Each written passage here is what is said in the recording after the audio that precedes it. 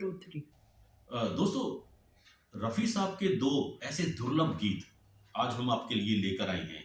आप जिनको सुनेंगे और आनंदित आप हो जाएँगे। इतना बढ़िया गाने रफ़ी साहब के, अगर वो फ़िल्म बन जाती और गाने रिलीज़ हो जाते, तो एक तरह से ये कह लीजिए कि फ़िल्म इंडस्ट्री में तहलका-सा मच जाता। रफ़ी साहब उस ज़माने में तो है ही सुपरस्टार थे, क्योंकि रफ़ी साहब के गानों की वजह से ही फ़िल्में चलती थी। आज हम एक ऐसी ही फ़िल्म के बारे में बात करेंगे, जो फ़िल्म अधूरी रह गई, बनी ही नहीं थी। मात्र उसके गाने ही रिकॉर्ड हुए थे और गाने शूट हुए थे। दोस्तों, बॉलीवुड में अक्सर ऐसा हुआ है कि किसी फ़िल्म का निर्माण शुरू हो जाए और बीच अधर में ही काम उसका लटक जाए और फ़िल्म रिलीज़ नहीं होती।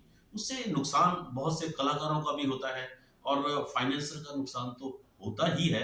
कैरियर बहुत से लोगों के, कलाकारों के इसके साथ जुड़े हुए होते हैं।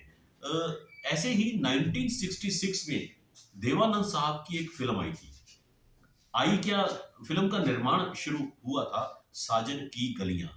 दोस्तों, इस फ़िल्म के 2 गीत रिकॉर्ड हो गए थे और दोनों ही गीत शूट भी उसके हो गए थे और कुछ हिस्सा था जो उसका, अ, उसमें कुछ साधना को लेकर, देवानंद साहब को लेकर पिक्चराइज़ भी हुआ था।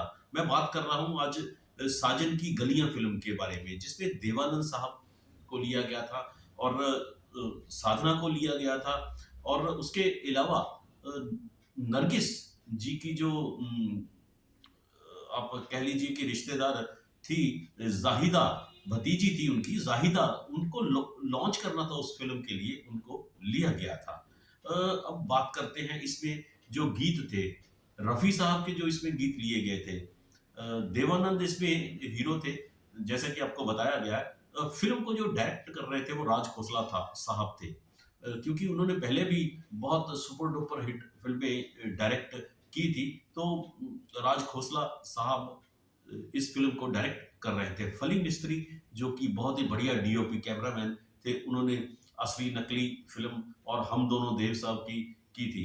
तो इस फ़िल्म की ज़िम्मेवारी भी उन्हीं के पास थी। फ़िल्म का काम शुरू हो गया। फ़िल्म के जो म्यूज़िक था वो शंकर जयकिशन साहब ने दिया था।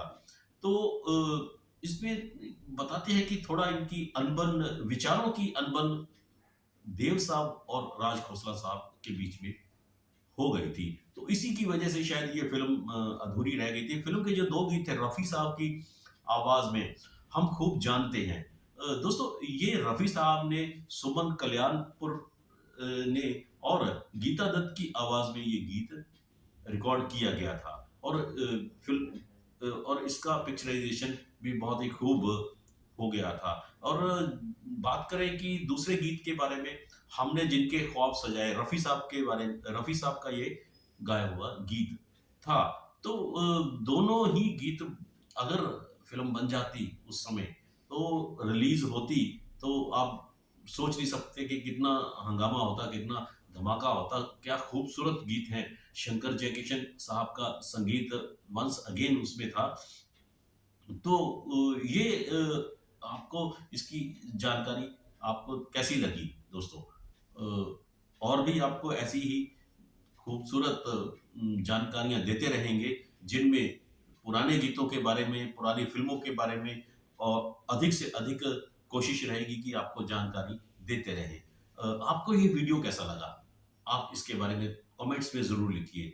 यदि आपको ये वीडियो अच्छा लगा है तो आप लाइक कीजिए, शेयर कीजिए और हमारे चैनल को सब्सक्राइब करना ना भूलिए। धन्यवाद।